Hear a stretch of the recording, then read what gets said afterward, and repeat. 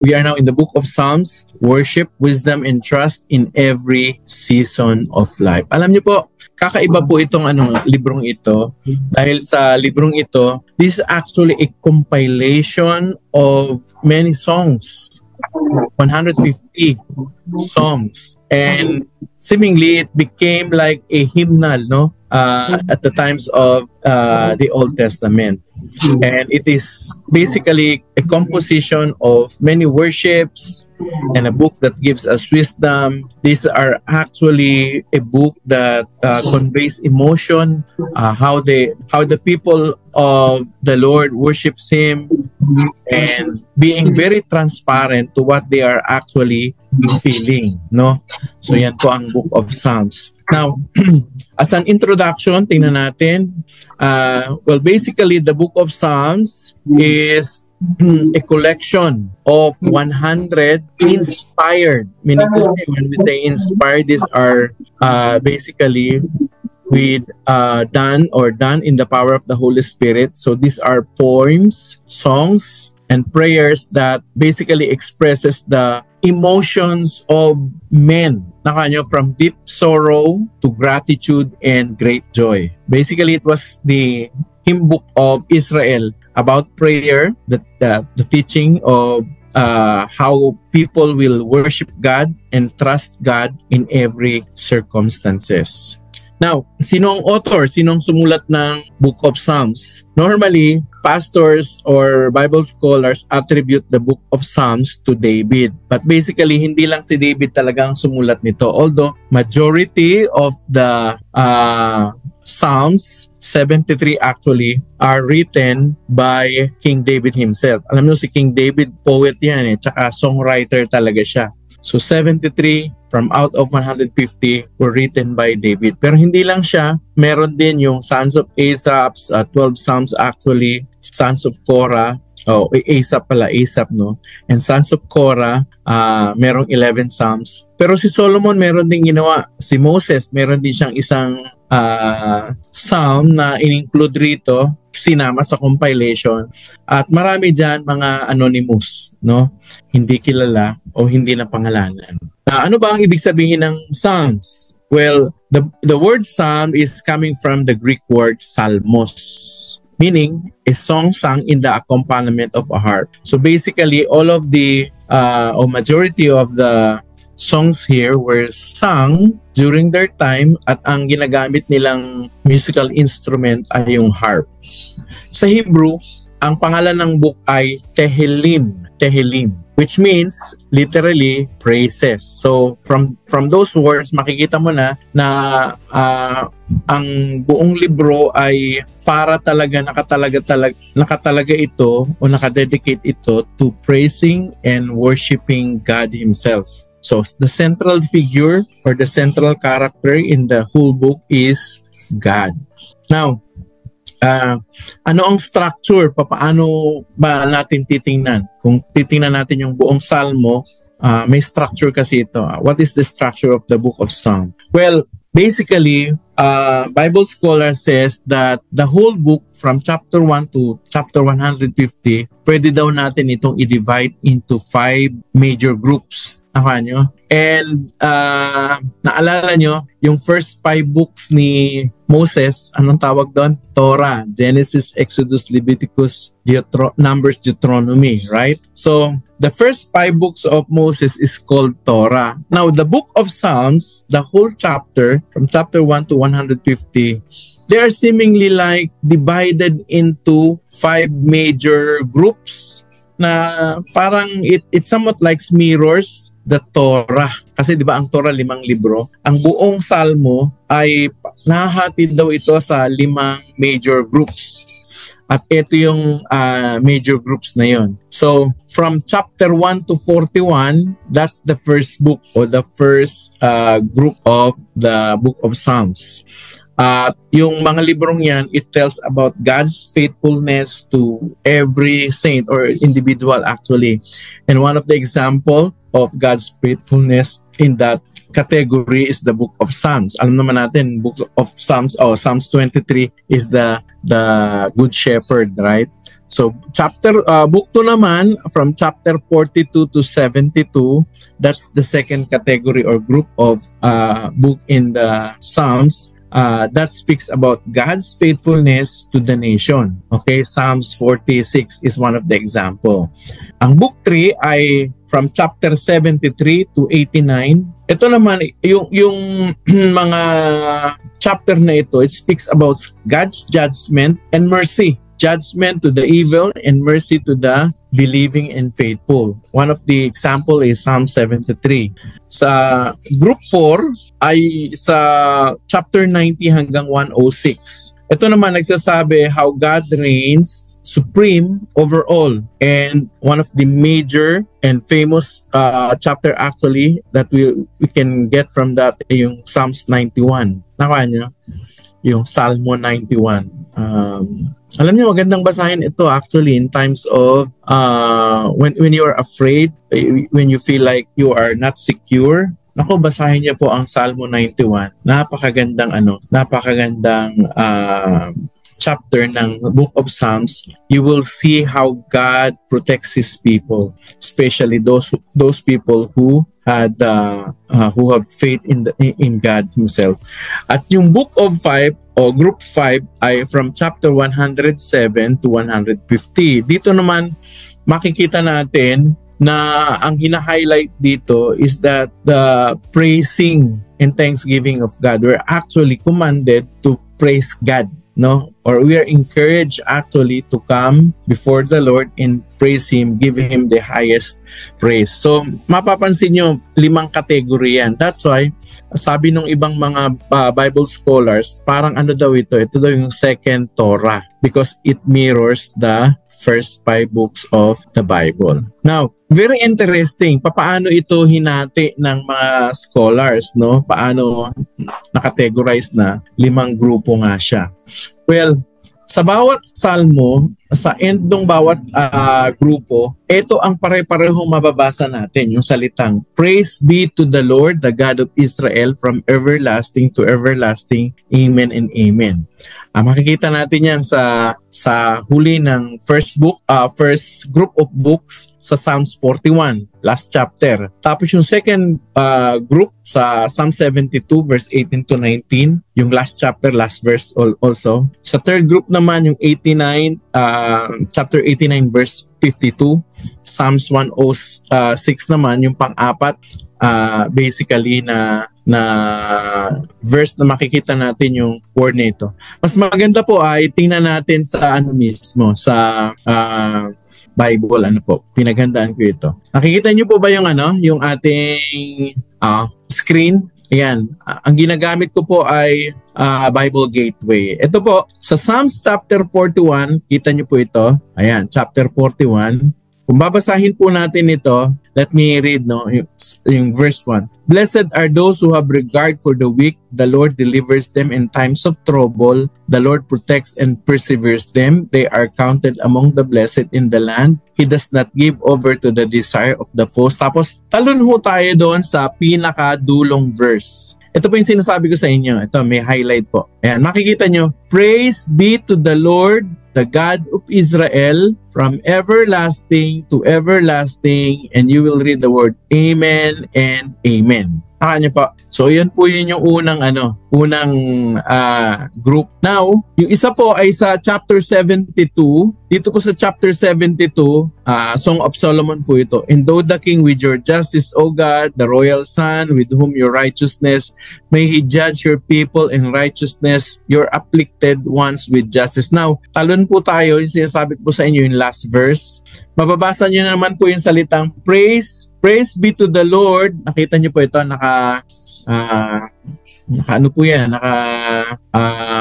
highlights po. What happened? Balik po tayo doon, ha. Isa pa. Ayan. Ayan po. Nakalagay dyan. Praise be to the Lord God, the God of Israel, who alone does marvelous deeds. Praise be to His glorious name forever. Ayan po yung everlasting. May the whole earth be filled with His glory. And you will read again the word Amen and Amen. Nakuha nyo? Then another book yung sa 89 po, no? Psalms 89. Ayan po, verse 52. Nilagyan ko uli ho ng highlight yan para mabilis nating makita. Ayan. Makikita niyo po yung salitang praise be to the Lord forever. Yan po yung everlasting to everlasting. Tapos yung word na amen. Taka nyo, pare-pareho sila, di ba? At yung last verse, yung Psalms 106 to verse 40, chapter 106 verse 48. Taka nyo po, puntahan natin yan. 106, Psalms 106. Ayan. Hinighlight ko po uli. Makikita niyo po sa huli. Ayan. Nakalagay po. Ayan. Praise be to the Lord, the God of Israel, from everlasting to everlasting. Let all the people say amen. Praise the Lord. No? So anong napansin natin doon? Napansin po natin na pare-pareho yun. No? In Hebrew word, you will notice yung pagkakapare-pareho nila. At they were actually the verses, parang concluding verses bago dumating sa panibagong group of books.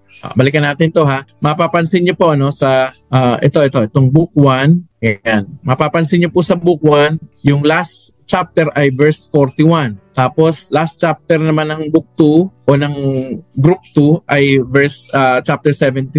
89 naman sa pangatlo at yung pang-apat 106. Balikan po natin to. Ayan po yung mga sinabi ko sa inyo kanina na pare-pareho yung anong yan. Pare-pareho yung mga last verses na yan. And so therefore, tiningnan ng mga scholars na mukhang ito yung mga division. That's why yung buong libro ng Book of Psalms, they concluded that it's basically divided into 5 major groups. Nakanyo? So yan, ang isang katangi-tangi na dapat i-note.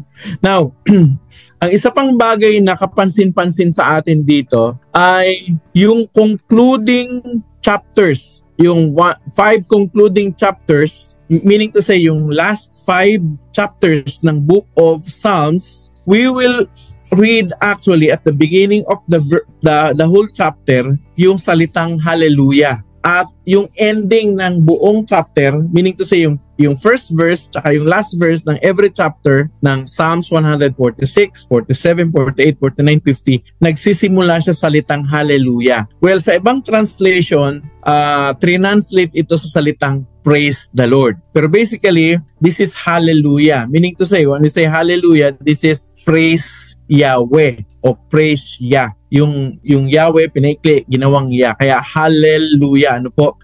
Mapapansin niyo po yan, yung limang chapter, yung last 5 chapters of the Book of Psalms, we are actually commanded. We are commanded to praise God or to give hallelujah, no? To our God. Mas maganda po tingnan na papakita ko po sa inyo para ma-appreciate nyo lang. Sige po, puntahan natin yung 146, Psalms 146. Kasi po doon nag-start. Ayan po. Mababasa nyo po ayan. I hope nakita nyo na. Ayan. Psalms 146 verse 1, nakalagay dito. Ayan.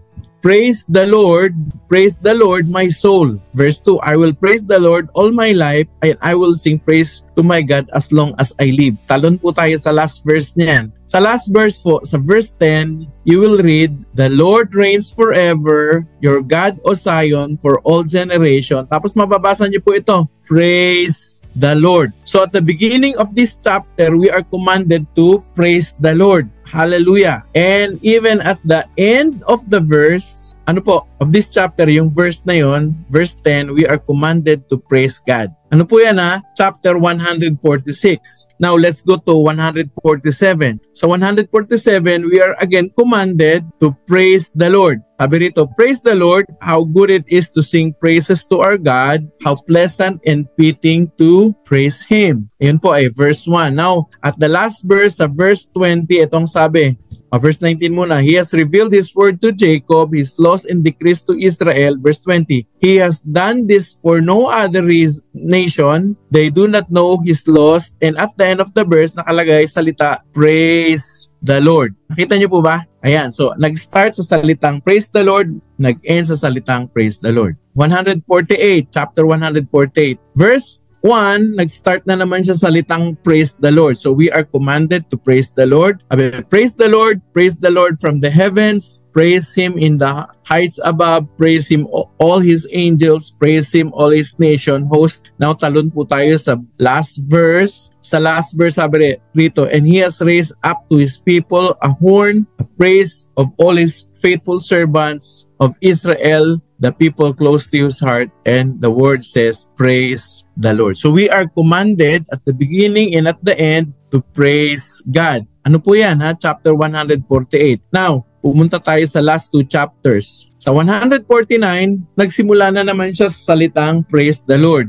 Sing to the Lord a new song, praise in the assembly of His people. At sa last chapter, sa last verse, verse 9, sabi rito, to carry out the sentence written against them, this is the glory of all His people, faithful people. Tapos mababasa nun nyo naman po yung salitang praise the Lord. Nakuha nyo, ano yan? Chapter 149. Now, sa last chapter ng Book of Psalms, mababasa nyo naman yung salitang praise the Lord. Praise God in His sanctuary, praise Him in His mighty heavens. And as the last verse of this chapter, sabi rito, let everything that has breath praise the Lord, praise the Lord. Nakuha nyo?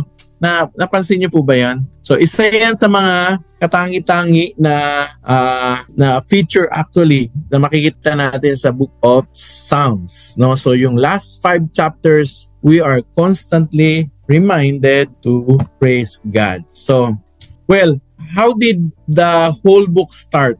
The book actually of Psalms started with a blessing. Nakuha nyo? Sabi doon, if we are going to read the book of the law, where basically alam natin the book of the law is the Torah, the first 5 book of Moses. Ang ibig sabihin daw ng Torah, ang ibig lang sabihin niyan, teachings, no? Teachings. Now, it looks like that the book of Psalms is the new Torah. The Torah actually, or the teachings of prayer. Nakuha nyo? Bago tayo pumunta dyan, tingnan natin yung yung Bible mismo, yung Psalms chapter 1, yung Psalms chapter 1, para makita natin na yung libro talaga nagsisimula siya sa blessing.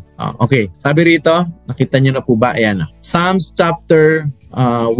Let me read it to you. Blessed is the one who does not walk in the step with the wicked or stand in the way of the sinners, take or sit in the company of mockers, but whose delight is in the law of the Lord. Kung pagdudugtungin ko yung dalawang yan, so blessed is the one whose delight is in the book of the law of the Lord. That is the Torah. Nakuha nyo? Ano daw ang ginagawa ng taong ito na blessed? He meditates on his law day and night. So sino daw yung blessed? Sino daw yung tao na kung saan punong-puno ng blessing? Siya daw yung tao na ang kagalakan niya ay nasa mga utos ng Panginoon o nasa katuruan ng Panginoon. At ang ginagawa daw niya, yung taong yon na punong-puno ng blessing, lagi niya daw inaalala ang salita ng Panginoon araw at gabi. How blessed is that person? Pansinin niyo, sabi rito, in whatever they do, he prospers. Whatever they do, prospers. Meaning to say, itong tao daw na ito, na nagme-meditate ng teaching ni God araw at gabi, at dahil nga nasa isip niya lagi ang salita ng Panginoon araw at gabi, kung ano daw ang kanyang ginagawa, laging umuunlad. Gusto niyo ba yon? Gusto niyo ba yung kahit anong hawakan ng kamay niyo na nagpo-prosper, nag-i-increase, nagmo-multiply? I want that kind of life.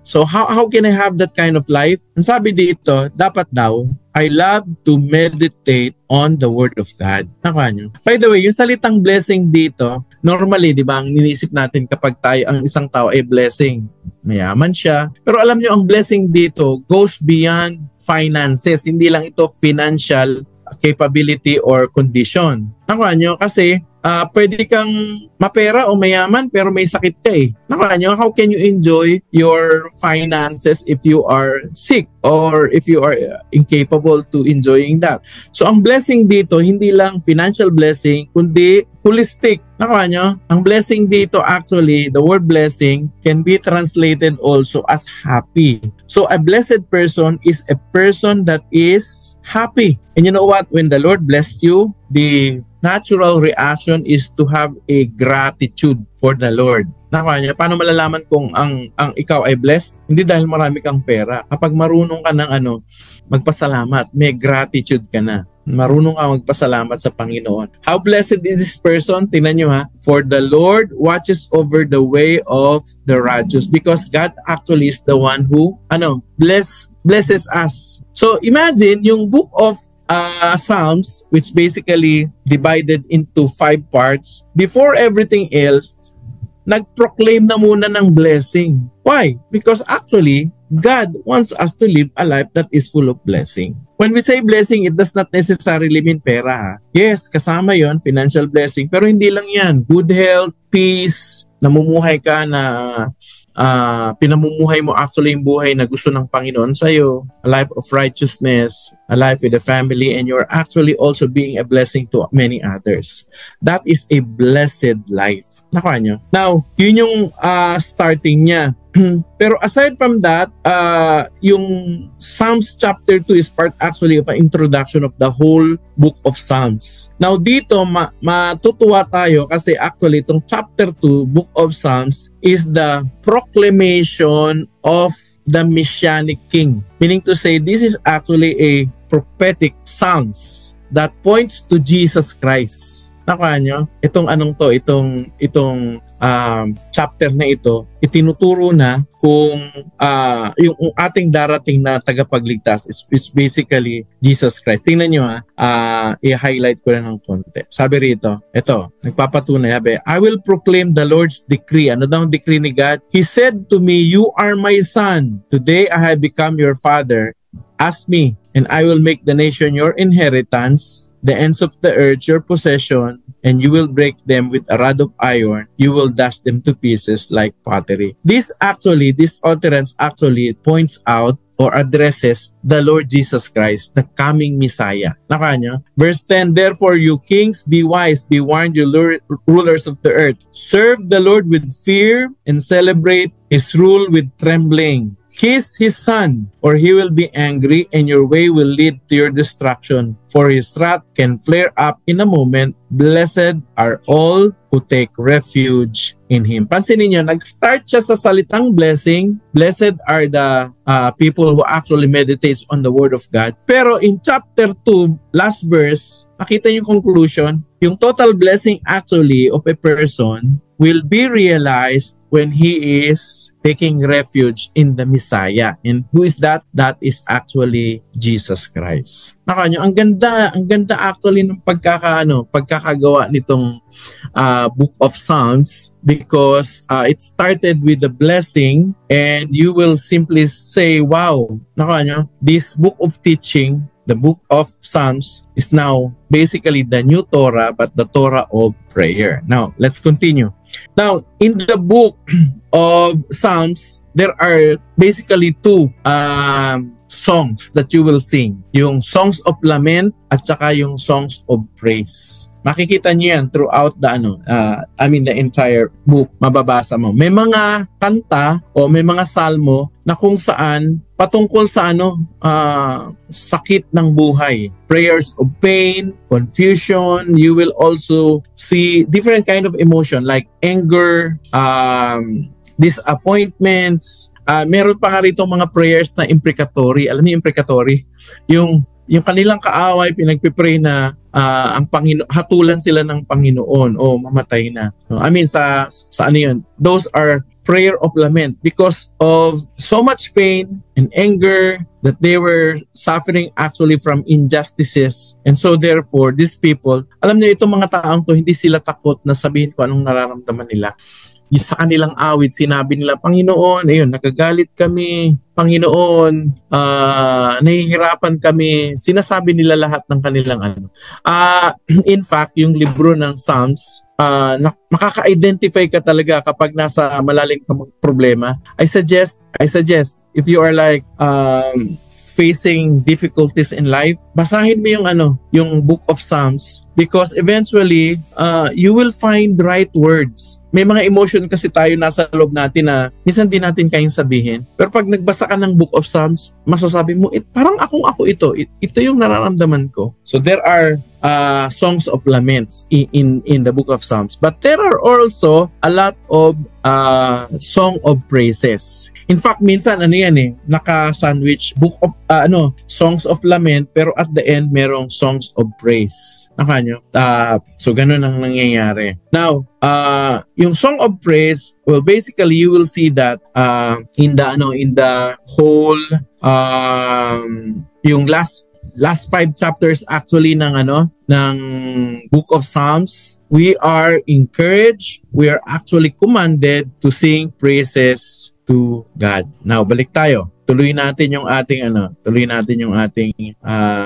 yan. Now, ano ang mga major themes na mababasa natin o makikita natin sa Book of Psalms? Marami actually, pero I would like to mention just 5 major themes, and upon mentioning it, relate natin sa bawat isa sa atin as lay leaders, no? Kasi you are a leader, I am a leader, we are a leader to our particular churches or the groups na hinahawakan natin o kaya sa family natin.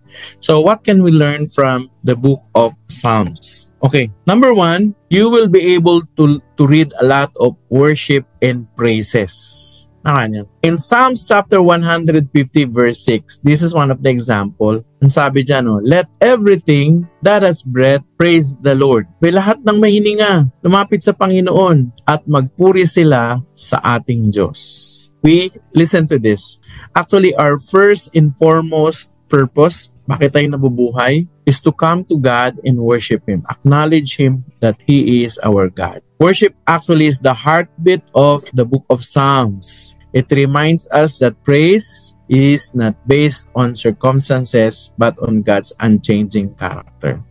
Kaya tayo nagpupuri sa Panginoon dahil kung ano siya, kung sino siya. At ang pagpapuri natin hindi nakabase doon sa panahon na tayo ay binibless lang. Yes, pag bless tayo ni God, dapat tayo magpuri, dapat ibalik natin ang lahat ng pagsamba sa Kanya. Pero hindi lang sa panahon ng ating mga blessing. Sabi nga ni Job, sabi niya, pagpapala lang ba ang tatanggapin ko at hindi ang kahirapan, sabi niya sa kanyang asawa, di ba? So pinuri niya ang Panginoon sa kanyang kalagayan. So praise and worship should be part of our lives. Nakuha niyo po.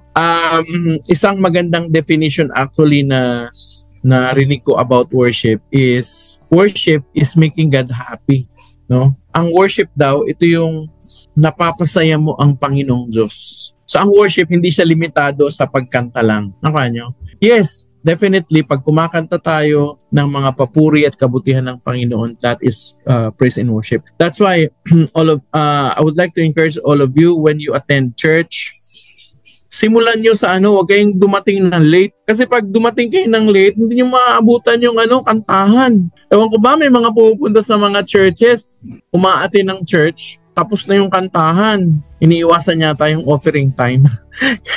Kasi pagkatapos ng kantahan, offering. Gusto nila doon na lang sa time na preaching. Hindi dapat ganoon. Dapat sa praise and worship pa lang nandun na tayo. In fact, may kasabihan kami sa Rockfish Church, the church that I'm actually now serving. May kasabihan kami na if you are not early, you are late. Ano ibig sabihin yan? Pag pumunta ka sa pananambahan tapos hindi ka maaga, late ka na nun. So you have to come early. Why? Because you are going to meet the King of Kings, the Lord of Lords, the God of the universe. So we have to worship Him with all of our might. No? Pumalakpak tayo, kumanta tayo ng malakas. Taas natin ang ating mga kamay. Yung iba nahihiya pa magtaas ng kamay. Pasayahin natin ang Panginoong Diyos. And if you're making God happy, you're actually worshiping Him. Pero hindi lang kahon sa pagkanta ang worship. Ang worship, lahat ng bagay na kung saan pag ginawa mo, nagiging masaya ang Diyos. Halimbawa, sa trabaho, ikaw ay tapat. Masipag ka. Tapat ka, hindi ka nagnanakaw. Tapat ka sa oras, tapat ka sa resibo, tapat ka sa pagsusukli, tapat ka sa iyong amo. dapat ka sa kumpanya at sa mga taong nasa palibot mo, ang Diyos ay natutuwa doon.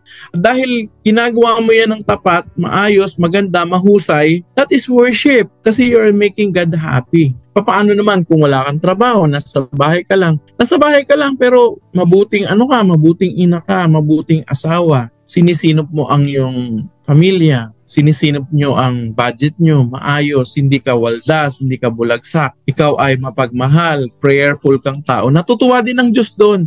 At dahil natutuwa ang Diyos doon, that is worship.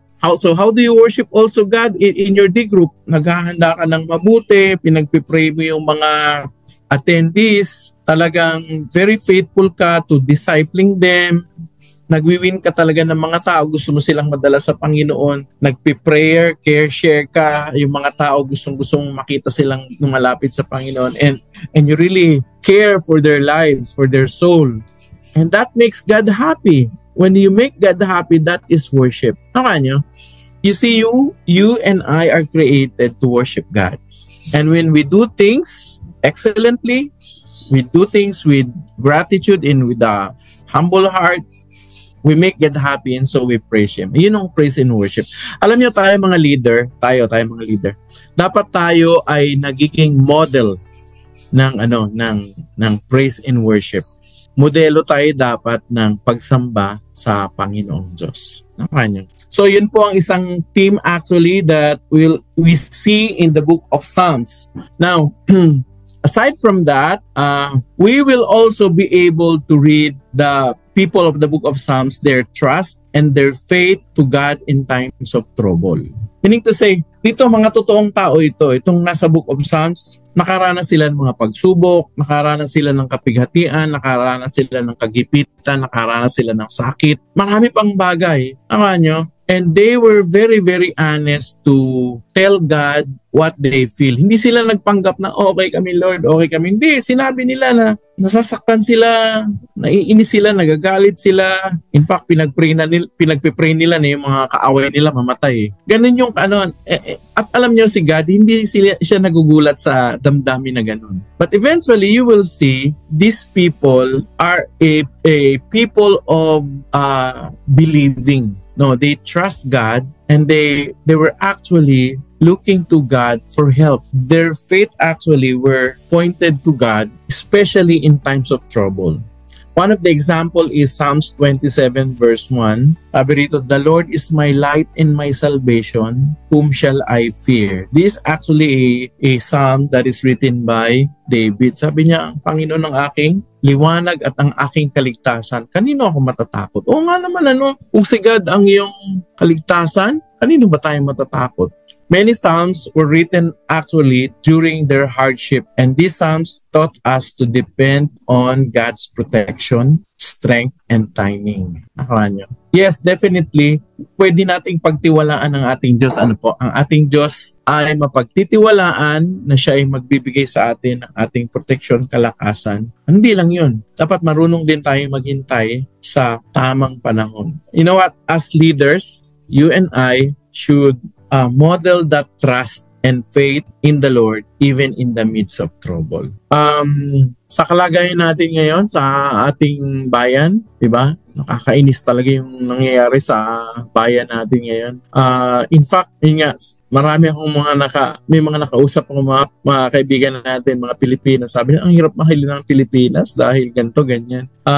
May mga time na ako personally, naiinis na rin ako yung bakit ganito, bakit ganyan. And so therefore, parang, alam mo yun, there are times na kapag nakakaranas ka ng injustice, kaisip ka rin na parang gumawa na lang din ng masama. Pero hindi tayo ganun. Tayo ay mga tao ng Diyos. Tayo ay mga anak ng Diyos. Sa kabila ng ating mga nararanasan, magtitiwala tayo, mananalangin tayo, mananampalataya na ang Diyos ang magsasaayos ng ating mga kinasasadlakan ngayon. God is our strength. He is going to give us ways actually to get out of the problem. He is even our protection.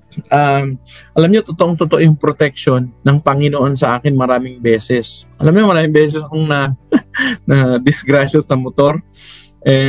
Salamat sa Panginoon. Muntik-muntikan pero praise God. In just the right time, God actually caught me and saved me. marami na rin akong kwento ng kabutihan ng Panginoon in times of real trouble. He is my Savior. So what I can give Him, I will trust Him all the more. And not only that, I'm going to tell stories of my life, how He protected me, how He provided for me, and how He personally led me so that I will be saved. Nakanya? So yan, isa sa mga tema ng ng Book of Psalms. Another is that you will also see in the Book of Psalms, repentance and forgiveness. One of the classic example actually is the Book of Psalms, Psalms 51. Alam niyo, itong Book of Psalms, chapter 51, was written by David after his sin was openly rebuked by the prophet. Nakuha niyo, sinabi sa kanya, ikaw ang nagkasala. He humbly accepted that rebuke, he come to God in repentance, and sinulat niya pa Psalms 51 ang buong chapter. At isa sa mga nakasulat dito sa verse 10, sabi niya, create in me, O God, a clean heart. This is actually a prayer of repentance and forgiveness, asking God to give him a new heart, a clean heart actually. This shows actually that even great leaders like David fall. Alam nyo, kaya walang pakasisiguro sa atin na nagsasabi na ako malakas na ako, dahil malakas na ako hindi na ako mahulog sa temptation. Alam nyo kung sino nga yung mga taong nagsasabing ganon, sila pa yung nahuhulog talaga sa pagkakasala.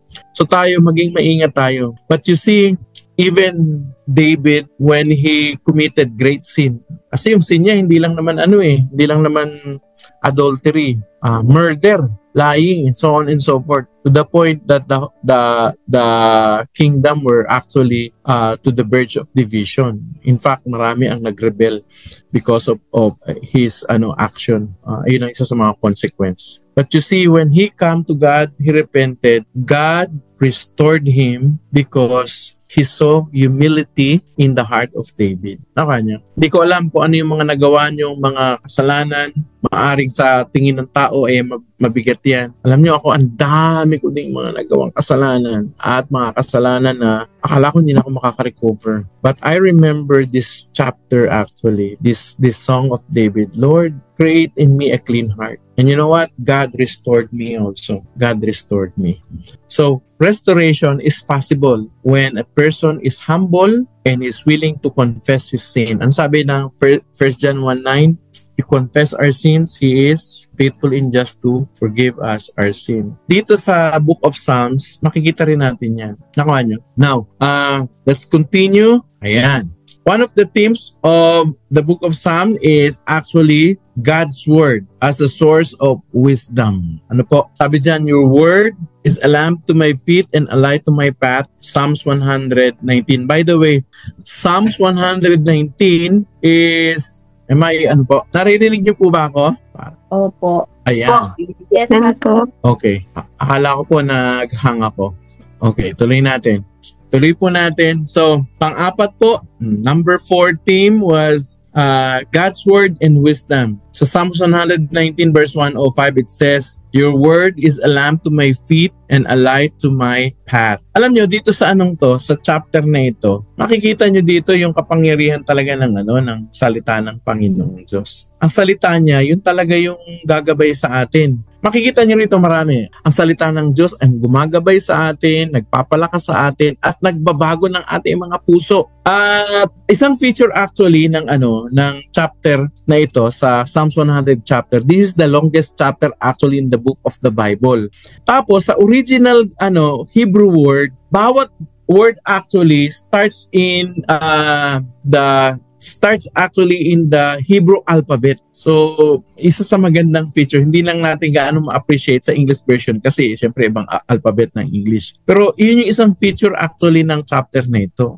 And you will see in the whole chapter that God's power is highlighted in His Word to guide us, strengthen us, and transform us. So, what does it tell us as a leader? Ikaw at ako bilang leader, ang pinagkukuhanan talaga dapat ng kapangyarihan natin, lakas natin, salita ng Panginoon. So, kung meron sa atin dapat nababad sa salita ng Panginoon, tayo dapat yun. Alam ko ngayon sa panahong ito, ang dali na ng knowledge and information. Kasi kung may gusto kang matutunan, mo lang, i-Google mo lang, i-chat GPT mo, hanapin mo sa YouTube, makikita mo. Okay naman yun. Pero alam nyo, hindi dapat tayo, no? Hindi dapat sa atin nawawala na ang unang sasanggunihin natin ay ang salita ng Diyos. So, magbabad tayo sa salita ng Panginoon. Ang suggestion ko sa inyo, two-way, no? Magbasa tayo ng Bible. Kung may mga physical Bible pa kayo, that's good. Ako may physical Bible pa ako.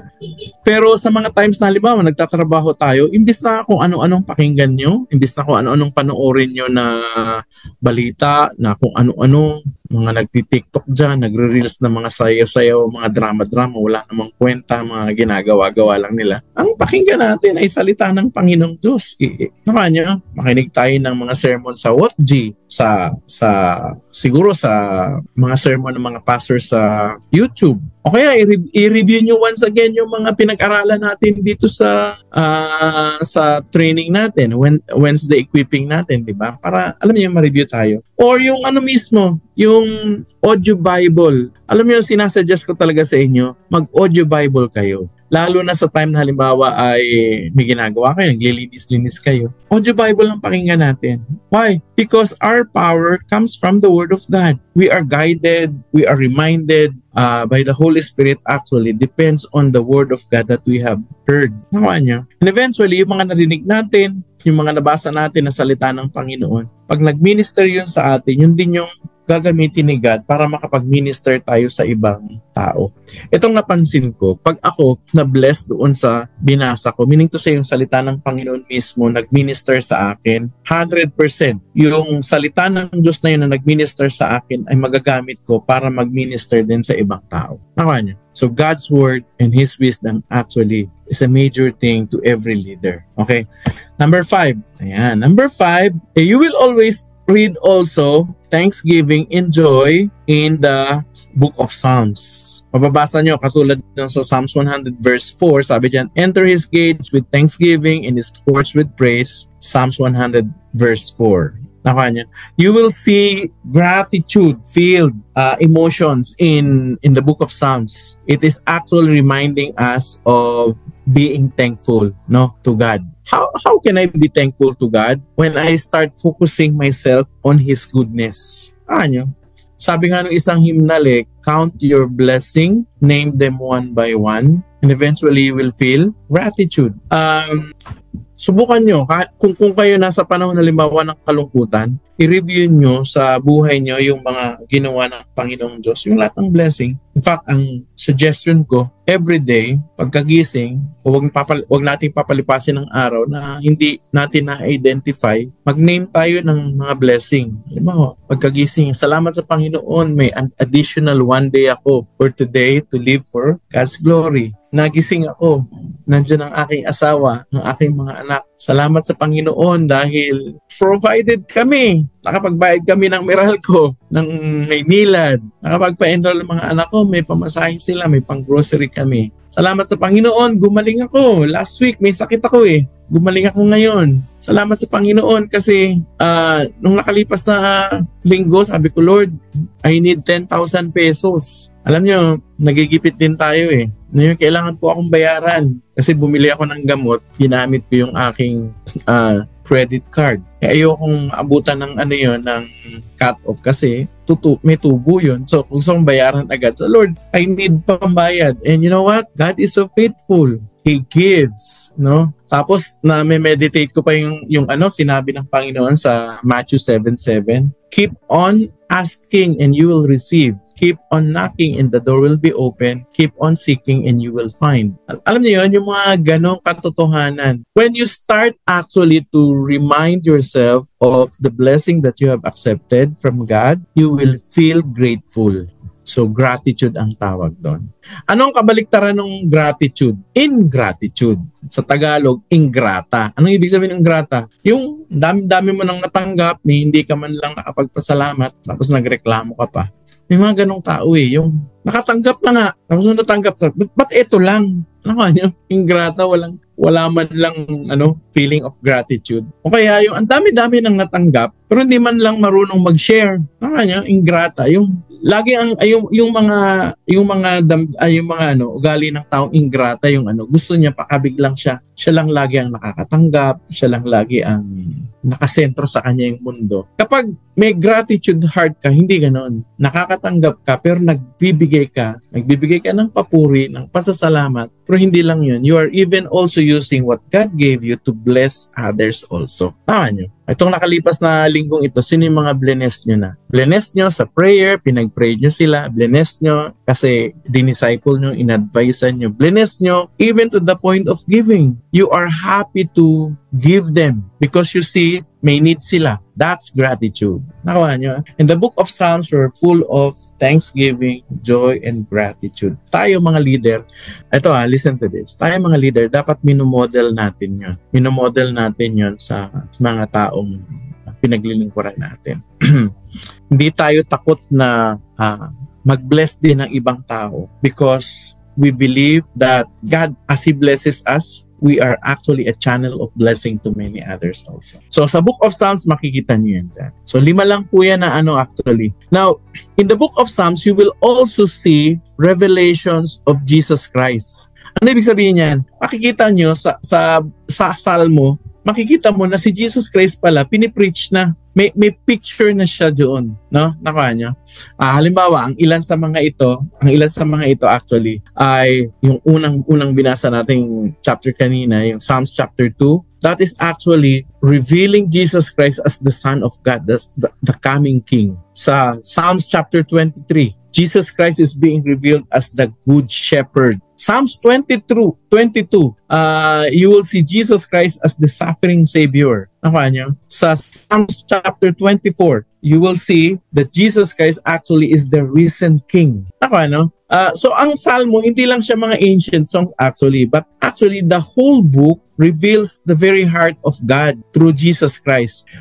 Yung last chapter nga makikita niyo doon na the promised Messiah is coming. Makikita niyo sa last chapter yon. So, the whole chapter we're actually giving a hope that the King, the Messiah is coming and He is our Savior, no? And through that, God actually is revealing to us that He fulfills His promise. Nakuha niyo? Ito yung Psalms chapter 2. Basahin ko lang, no? Why do the nations conspire and the people plots in vain? The kings of the earth rise up and the rulers band together against the Lord and against His anointed, saying, let us break the chains and throw off their shackles. The one enthroned in heaven laughs, the Lord scoffs at them. He rebukes them in His anger and terrifies in His wrath, saying, I have installed my King. Sino yun? It refers to Jesus Christ. On Zion, my holy mountain.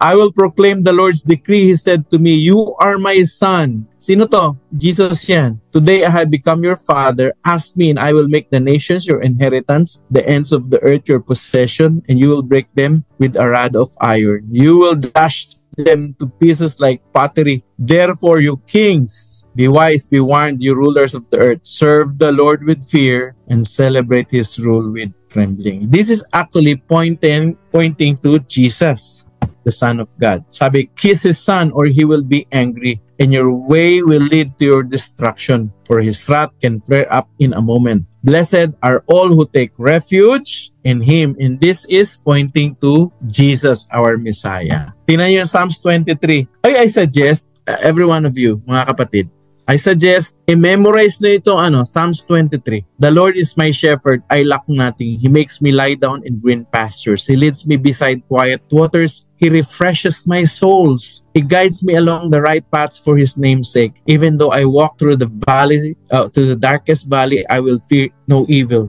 For you are with me. Your rod and your staff, they comfort me. You prepare a table before me in the presence of my enemies. You anoint my head with oil. My cup overflows. Surely, goodness and love will follow me all the days of my life, and I will dwell in the house of the Lord forever. Mga kapatid, ang gandang niyan, ang gandang i-memorize. I suggest, memorize niyo yan and i-meditate. As you recite it, lalo itong last verse, yung surely goodness and mercy will follow me all the days of my life, and I will dwell in the house of the Lord forever.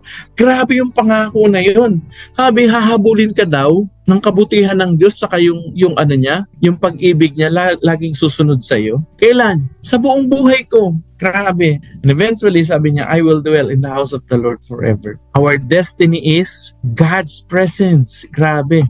Psalms 22, ito yung suffering servant. Tingnan nyo, my God, why have you forsaken me? Why are you so far from saving me? So far from my cries of anguish.